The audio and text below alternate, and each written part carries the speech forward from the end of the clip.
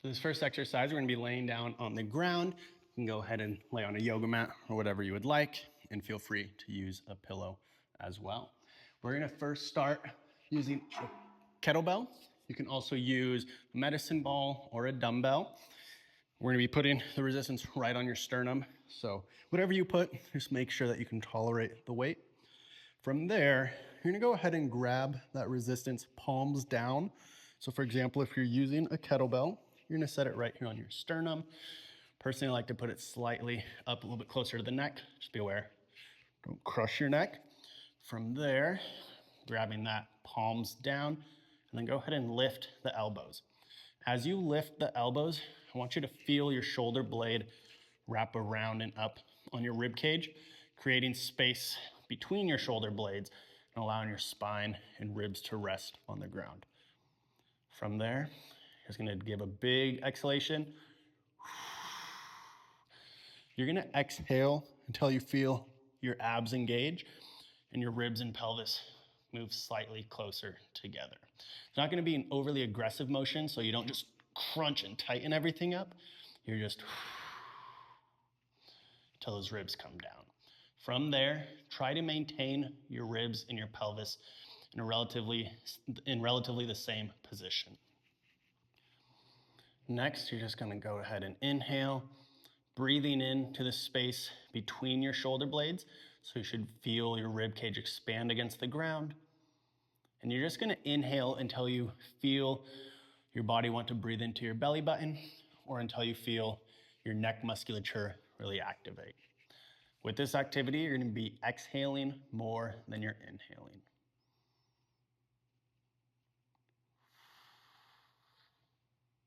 With each exhalation, try to re-engage your core. And then breathe into the space between your shoulder blades, allowing your rib cage to expand.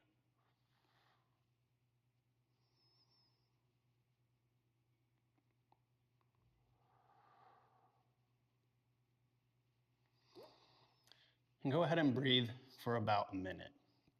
Next, we're just gonna draw our awareness to the front side of your rib cage. So with everything else staying the same, still contracting with your exhalation, now you're going to inhale into the weight in your chest. As you inhale, try to feel yourself lifting the weight. Then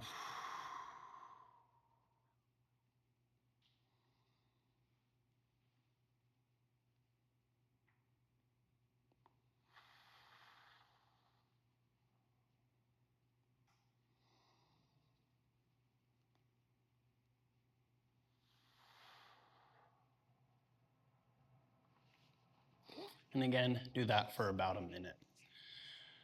Following those breathing activities, we're gonna go ahead and combine some breath work with some upper extremity motions. So the first one, you're gonna straighten your arms in front of you. Go ahead and reach up. So now you feel that shoulder blade wrap around your rib cage. Go ahead and limit how much that shrugs up towards your ear. Keep those shoulder blades down and reach. And again, don't overreach or now you're shrugging your shoulders up. Shoulder blades become depressed, reach up, big exhalation. Allowing those ribs and pelvis to move closer to each other on the front side. Maintain that position, maintain your ab activation. Breathe into the space between your shoulder blades. And now, all in one exhalation, you're gonna be exhaling, maintaining those ribs down as you allow your arms to come up overhead. As you're coming up overhead, maintain the space between your ear and your shoulder. Again, not shrugging up. So you're coming up, exhaling on the way down, and with the same exhalation, coming back up. Breathe into the space between your shoulder blades.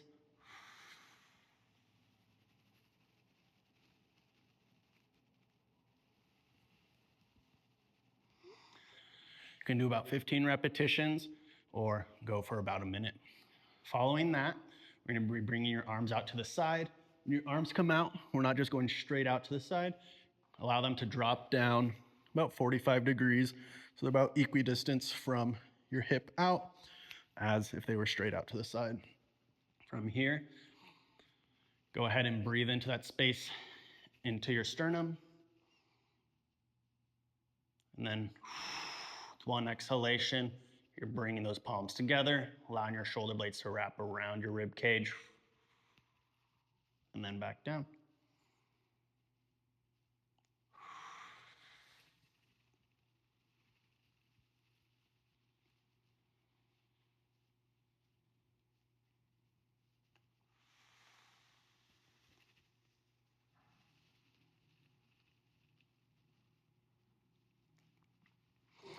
Again, we can do that for about 15 repetitions or a minute. Ready? Okay. So following your hook line breath work, we're gonna go ahead and do some transitions, assisting with your overhead reach. So as we're doing this, you're gonna go ahead and come onto all fours. From there, you're gonna reach into the ground and pull your sternum up between your shoulder blades. Don't go so far until you start arching, like if you were in the cat pose of cat-cow, you're just reaching, feeling the shoulder blades wrap forward around your rib cage. From there, go ahead and give a big exhalation until you feel your pelvis and ribs move closer to each other. Go ahead and maintain that position. And next, what you're gonna do is you're gonna push your hips back towards your heels. If you notice you run out of room prior to your arms coming up overhead, just go ahead and walk those hands forward. You're gonna shift your weight forward. Again, find your reach. And as you exhale, you're gonna push your hips back towards your heel, allowing your arms to come up overhead. As you come back up, go ahead and inhale into the space between your shoulder blades, feeling your rib cage expand. And then as you exhale, feeling that core contract and keeping the same exhalation all the way down and back up. More than likely what you'll find is during those transitions, you'll kind of lose the shoulder blade activation. So when you come back up overhead, or when you come back into your all fours, you may notice that your shoulder blades are now sagging backwards, kind of pinching towards your spine. Just go ahead and refine that punch. And similarly, when you come overhead, you might find that you're now scrunching your ears. Just go ahead and refine that space. The transitions are what's gonna take the longest amount of time to get acquainted with. So just go ahead and practice and really, at those transition points, refine your optimal positioning.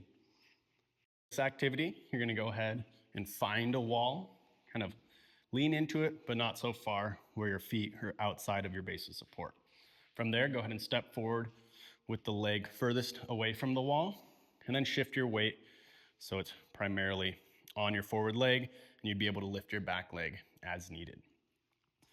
From there, go ahead and give an exhalation, bringing your ribs and pelvis closer together. Not so much that you're slouched though, just kind of find that neutral position. What you'll notice is your gaze is not up towards the horizon, but it's gonna be slightly down. Next, you're gonna go ahead and allow your opposite hip to drop towards that forward knee. And we're moving your shoulders and hips in unison. So you should feel your shoulder slide against the wall as you drop that hip towards that knee. We're also gonna be thinking and focusing on your foot. So as that hip drops towards your forward knee, allow that weight to shift closer towards the inside edge of your foot and the inside edge of your heel. And then as you square your hips, that weight's gonna shift closer to your pinky toe knuckle and on the outside edge of your heel. However, keep pressure under your big toe and big toe knuckle. What that's gonna do is allow your arch to raise. So we don't wanna just come off and lose that contact. We wanna be working on our foot activation. So as that weight shifts to the outside, that arch will raise, and as it shifts to the inside, that arch will descend.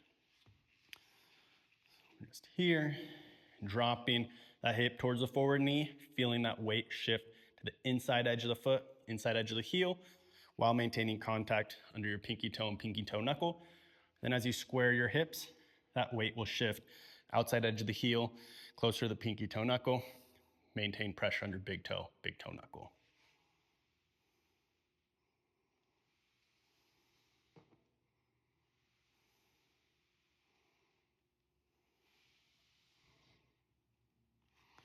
Following performing this on both sides, you're gonna go ahead and still use the wall. You're gonna walk your feet back a little ways, and you're gonna bend your knee. So with this, we don't want any weight in your heel, but we still want your heel to touch the ground. So you don't need to be so far back where your heel can't touch the ground, or close to the wall where you can't really shift that weight forward. You'll feel like you're leaning forward a little bit. From here, you're gonna come up onto the balls of your feet. As you come up, keep pressure on your big toe knuckle, but allow that weight to shift closer to your pinky toe knuckle. And what you'll notice is now your heel is getting pulled in slightly. Try to quiet your knees. So as you're starting, it's okay to kind of allow your knees to assist with that motion. But over time, we want those knees to stay relatively straight as we gain this movement from our feet and our ankles. As you descend, you're gonna come down, your heels are gonna touch the ground, but again, they're gonna be feathered, so there's no weight transition into them. And as you come down, that weight will shift closer to the inside edge of your foot, and you'll tap down with the inside edge of your heel. Coming up, weight shifts closer to the outside edge of your foot, pull those heels in, but maintain pressure under big toe knuckle.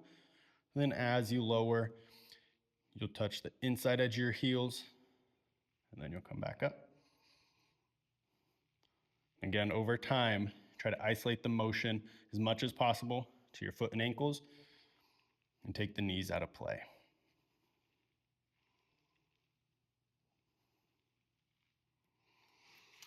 Next, we're gonna go ahead and use a band. So you'll come over and grab a band.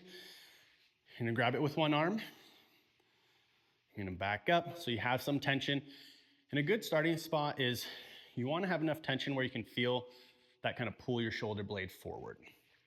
Next, go ahead and step forward with your opposite foot as your holding hand. Shift your weight onto that forward leg and step back with that same side leg. From here, we're gonna be doing some motions with the arm. As this comes away from your body, palm will come down, shoulder blade will get pulled forward. Again, not scrunching up. And then as you come back, you're only gonna pull that elbow as far back as you can feel your shoulder blade still moving. So I don't want you to pull your elbow back as far as you can and get these mechanics through your shoulder. But once that shoulder blade stops moving, elbow stops, just kind of in line with your thorax, and then the palm will come up. So as we start that, the weight's forward. We're first just gonna keep neutral hips, neutral shoulders, pull back, and then relax forward.